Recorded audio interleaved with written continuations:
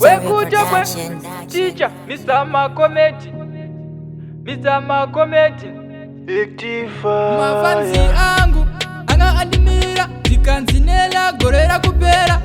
kudhara takachimira wema wema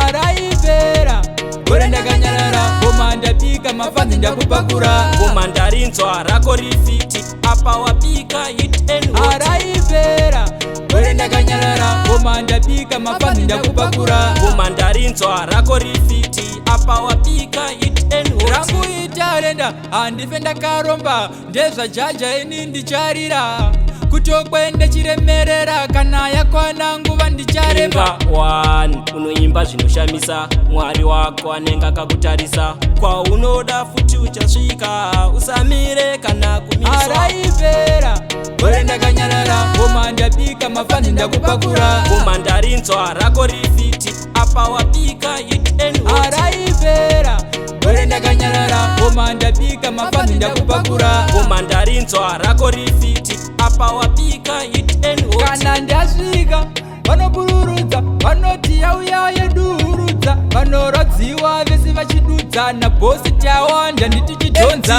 faya tawapa mukwidza kudzika kwedu isusu kuchanemafanzi edu aifunga tichatadza chaye umambo kuti kwevandigadza araipera gore ndakanyarara koma ndapika mafanzi ndakupakura koma ndarinzwa rako rifiti apa wapika hit and hot araipera gore ndakanyarara koma ndapika mafanzi ndakupakura koma ndarinzwa rako rifiti apa wapika hit and hot rangu itarenda handife ndakaromba ndezvajaja ini ndicharira kutokwende chiremerera kana yakwana nguva ndicharema 1 unoimba zvinoshamisa mwari wako anenge akakutarisa kwaunoda futi uchasvika usamire kana kumiswa araipera gore ndakanyarara koma ndapika mafanzi ndakupakura koma ndarinzwa rako rifiti apa wapika hit and hot araipera gore ndakanyarara koma ndapika mafanzi ndakupakura koma ndarinzwa rako rifiti